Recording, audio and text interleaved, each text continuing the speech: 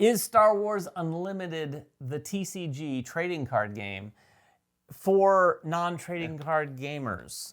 That's me. He is the trading card king of MVM. Okay, of MVM. Yeah. Well, no, we've got Nelson doing stuff with us now. I'm not going to compete. That's true. Nelson and I have gotten a bit into Star Wars. I don't know about Jeremy. I wouldn't be surprised. I would love to get Jeremy to play some Star Wars. I don't think Jeremy's into the trading card, and I know Emily isn't, and I know I'm not. Other than wanting to buy some, open some packs, and try it, because I'm constantly on the lookout for the TCG that gets me to go, okay, I'm getting into this. But we want to talk about Star Wars as it relates to that. Will it be the one? I'm not sure. Sure. I mean, it definitely has some things going for it. First of all, of course, I mean, it's Star Wars. Duh. But we had Lorcana come out last year, and I think Lorcana did have a mass appeal to Disney fans. Yeah. But then I do think that there's a subset of people that look at it as that Disney game, right? Just like they'd look at Pokemon and say, oh, you mean kiddie? Yeah, okay, it's for kids. It's a Disney game, whatever. My kids will play it. Not for me. Not for the guy that collects Star Wars action figures. No, but for real.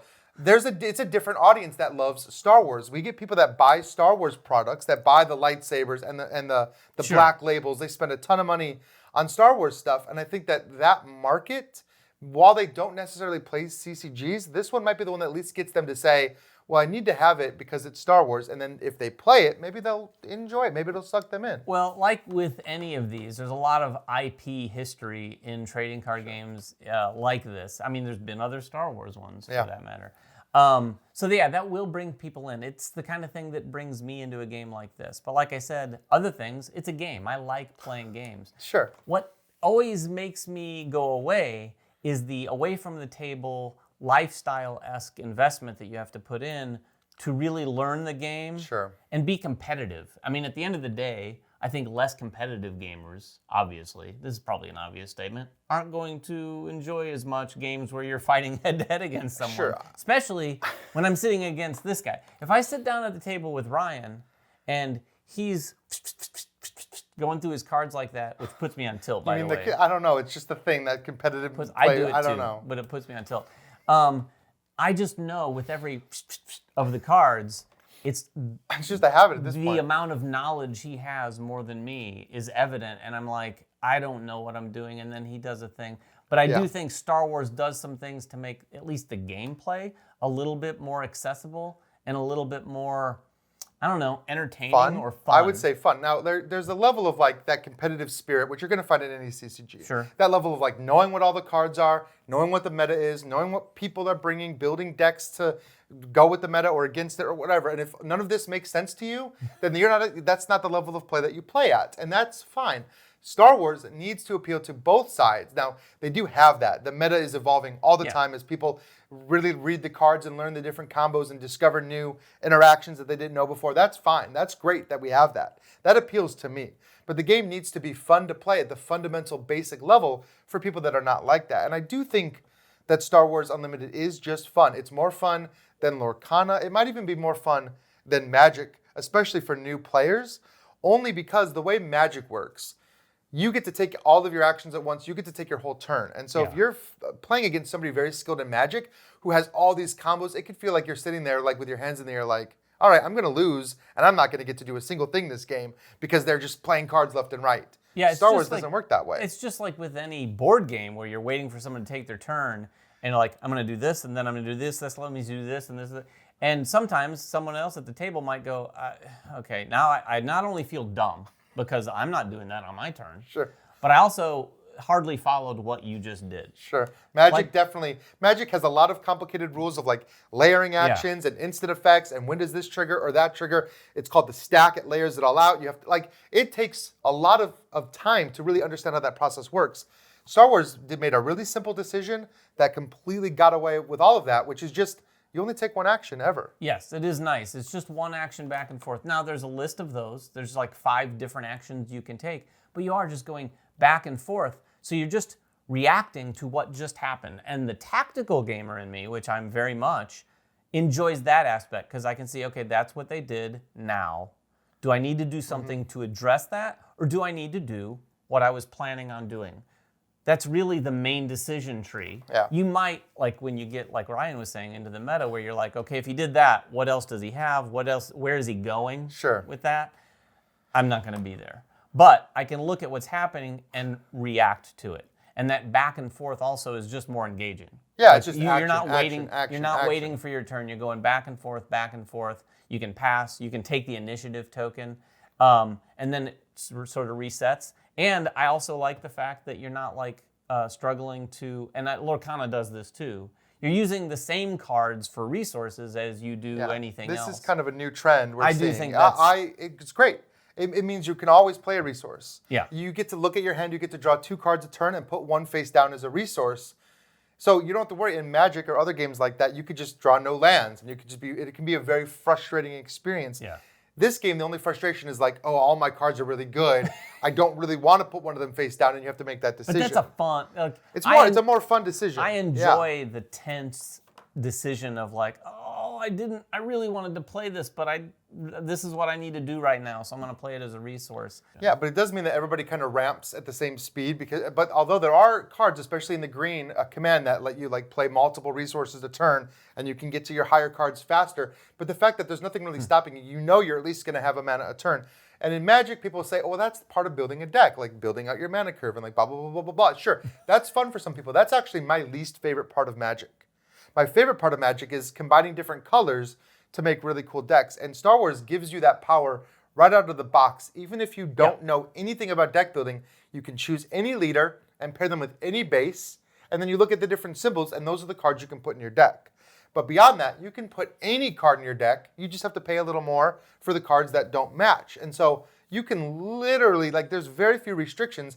You can just throw all your favorite cards together, call it a deck if you really wanted to. So, Ryan, I have a question. Yeah. Because I have limited experience, not unlimited experience.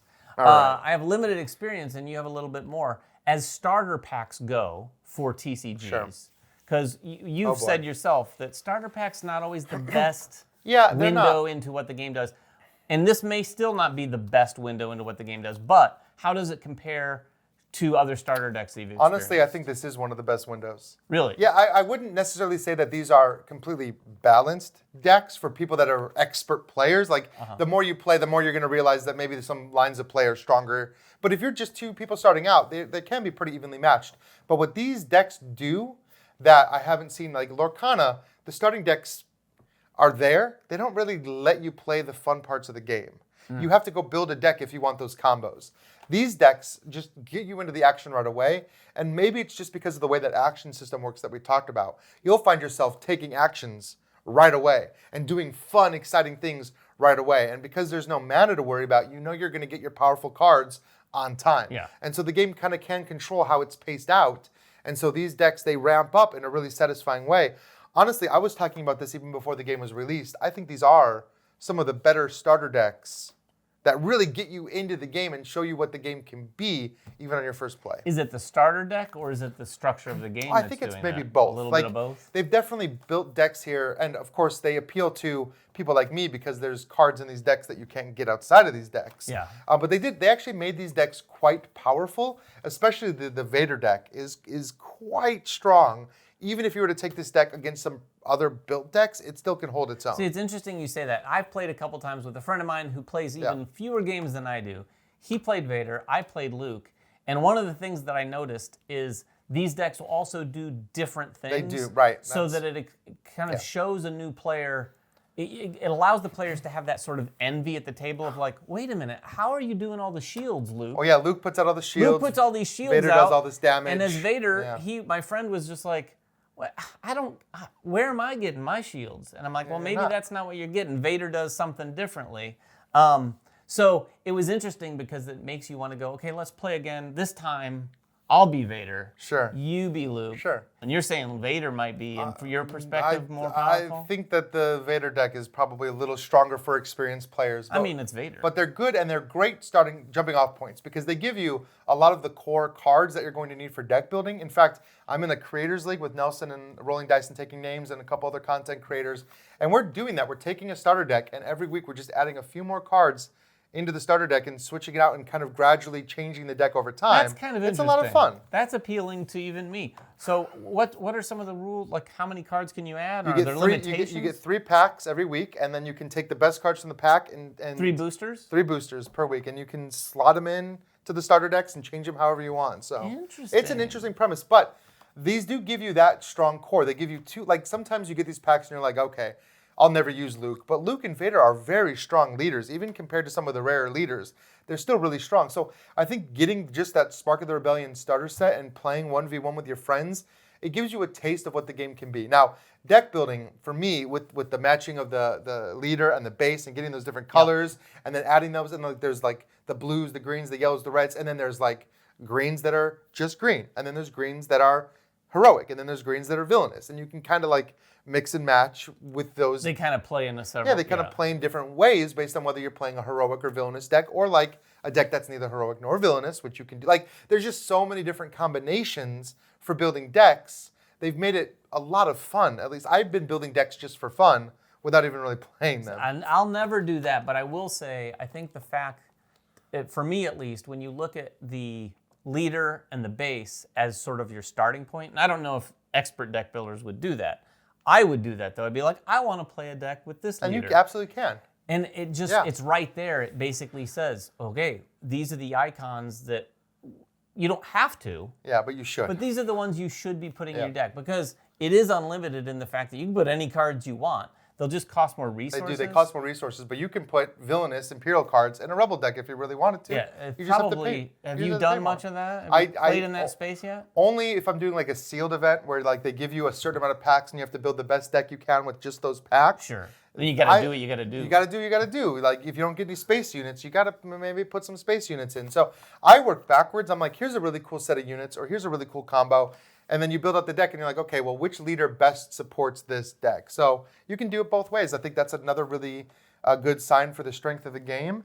It's just how much deck building is happening already with just one set out. Yeah, the game is definitely going to have, if nothing else, some massive short-term success. It might have some long-term success. I'm seeing a lot of people talking about, like, I've seen videos saying, I was wrong. This could be the next big TCG. It's great. I have been having just a ton of pure fun with it. Like, I do love Lorcana because of the Disney, and I still love Magic, but this, just the turn-to-turn fun on this game is so high for me. Like, I just have fun every time I play it. Yeah, it is something that's going to hit the table a little bit more. But to answer the question that we set out, or at least try to, is it the TCG that will bring in non-TCGers? Honest answer, jury's still out. Yeah, I have to agree with that. I think it has. It will definitely bring TCGs to people that would never thought they'd try a TCG just because it's Star Wars, but whether or not they're going to love it or not, Yeah, will it have staying power with those players? I mean, we'll see. We will have to see. I would say, here's where I'm leaning. I think any TCG. I don't know that any TCG will have that magic element because it still has so much things. It so much relies on that. Like, well, we really want people to get into the deck building. Sure. And it does have to be a little bit more of a how you spend your time, even away from the table. And some of those players like me are just probably likely never to want to make that investment. But with that said, I think companies like FFG are going in the right direction. Well, and the next set coming out later this year is Mandalorian themed. And I think that's going to bring in. Are you going to buy any? Oh, probably. I'll at least buy the starter decks. It's definitely. I think that's going to draw in even more people now because of the popularity of the Mandalorian. And as we see more sets come out, there maybe a set with the prequels or the Clone Wars, or the Acolyte even. I would love that. So we'll see. I think this game has legs at least for a couple of years. I don't know if it's going to be a 30-year game like Magic, but it'll definitely be around for a while. So will it last longer than Destiny's? Yes. Yes. I would say yes. There's no dice. That's it. That was largely a production thing. A production thing, yeah. They've got a handle on this. So anyway, what do you think? Will this be the game to break through for non-TCGers? Let us know in the comments below. Let us know if you've played it. Let us know if you think it's trash. Whatever you want. Put it in the comments below. We'll get down there and talk to you about it. Until next time, make sure everyone has fun at the table, and we'll see you then.